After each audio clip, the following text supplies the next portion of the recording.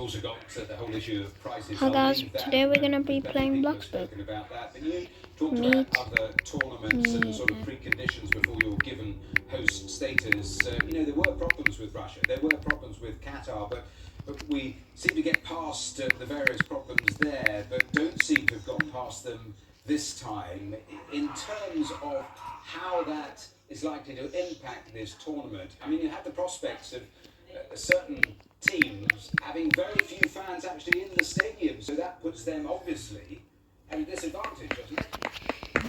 For sure, yeah. And what's interesting is because there are so many expat communities here in the United States, even some countries like Iran, whose fans are banned, they're playing 2 of their games in Los Angeles, and there's a huge and so I would still expect them to have a lot of fans at games, but of course that doesn't go for every country in this tournament, and I think even for countries that are not trans-travel ban, like you mentioned, just so these prices for tickets, for travel, made travel US and Mexico. Okay, let's not play Blox. What should we play? Even people that have a reasonable amount of money, it's still just Okay. David Sullivan made millions in pornography and through his newspapers, The Daily and Sunday Sport. But he is also known to many as the co-owner of football clubs, firstly Birmingham City and then, since 2010, West Ham, where he remains the largest shareholder. Now, after a BBC and Times investigation found that multiple women have accused the billionaire of abusing his power and preying on them for sex, the independent football regulator said it's contacted West Ham about what it called extremely serious allegations. After rebirth, that's why I'm at lemon West Ham and will use our statutory powers to seek urgent information from David Sullivan relating to his suitability under our owners, directors and senior executives regime. The regulator has the power to impose sanctions, including financial penalties, and it can, as a last resort, force somebody to sell their shares in a football club.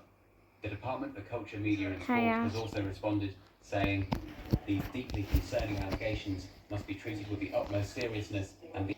I'll just pause until it's finished, okay? I'm going to do what you guys want.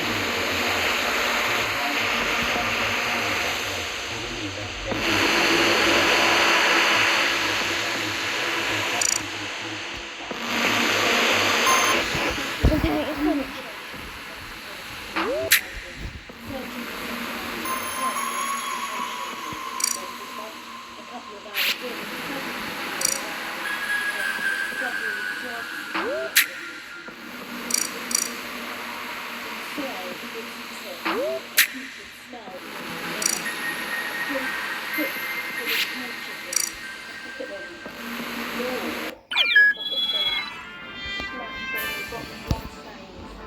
I need...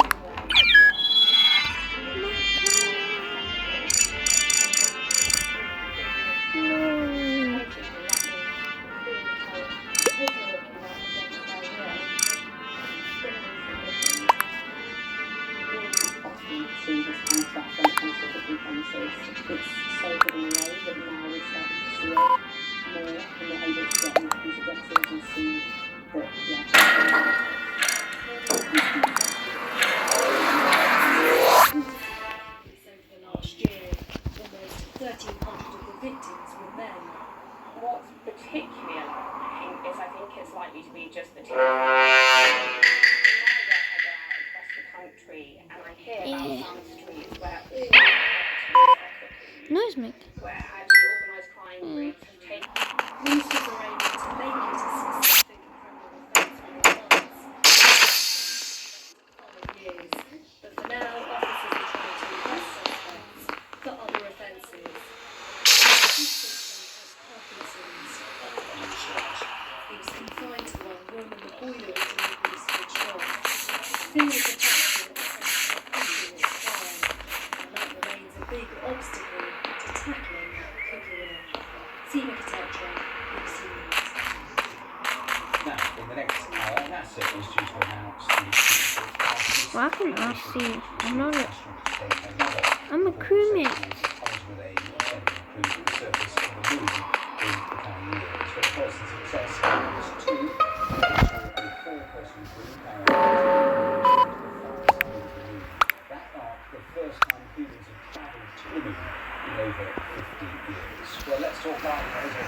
who's a former NASA astronaut and aerospace engineer.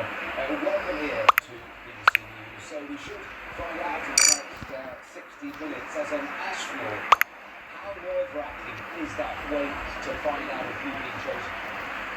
Well, Matthew, I think the cat's out of the bag with respect to the astronauts themselves. I am certain they have been notified a few days before this major announcement's made. That's how it typically works. So these astronauts know who they are. And they're going to be paraded there at Johnson Space Center in Houston when the announcement is made. So it's not a surprise to them, per se. They've had the surprise a few days ago. Now, there's a lot of candidates available. Typically from the group 21 and 22 of astronauts are the ones that are in the sweet spot of being selected for this important mission.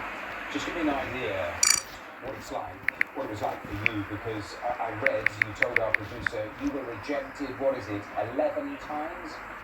That is correct. It was on my 12th time that I got selected as part of the astronaut class. I was group 19. And but just because you get selected, you're still an astronaut candidate. The derogatory term, they call this ASCATs. And you got to train for 2 years and demonstrate that you have the right stuff to be assigned to a mission.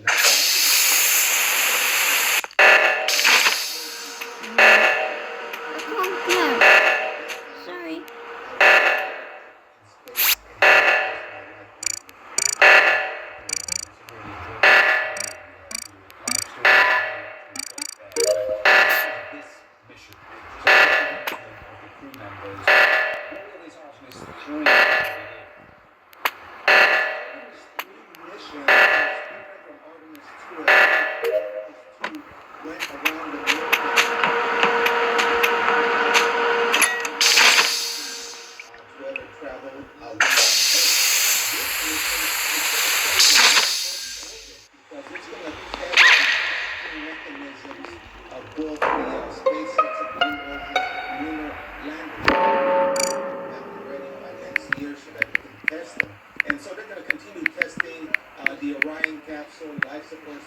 Service modules, those type of things, finishing all their test protocols. But the most important test is the docking mechanism, because then the following Artemis 4, they're actually going to go to the moon and land on the moon. And that one is scheduled for 2028. This mission is scheduled for next year. Very exciting. In terms of the timeline, might it shift back? We saw that explosion on the launch side of the Blue Origin rocket only a couple of weeks ago, and we're putting those pictures on the screen now. A twin thought on that, because that is bound to cut back the timeline, isn't it? Because it was supposed to take some of the payload for this wider NASA mission. And a quick thought too about being an astronaut. We see pictures like this that we are showing now. Does that remind you of potentially what's at stake? How tricky you get? First of all, yes, it may delay Blue Origin's delivery of the lunar lander. It does not. And NASA will make a decision of whether to wait for that, to space it to go, or just but I'll tell you, you just never get tired of looking out it's a clear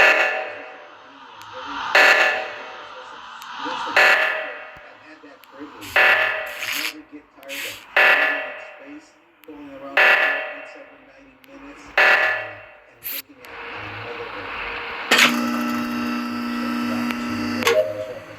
Tell me a tiny bit about how you actually got into space, because I read that, as a child you were there on that seasonal farming circuit. How do you go from that to NASA being in space? I worked as a migrant farm worker, and it was at 10 years old. My parents always had a good, great education, but at 10 years old, I saw the very last Apollo mission. 54 years ago, I saw Apollo 17, astronaut Gene Cernan walking on the moon. And if you can picture a 10-year-old kid on a black and white TV holding on to the antenna for your live reception, that was me. And when I saw Gene Cernan talk and heard him talk to this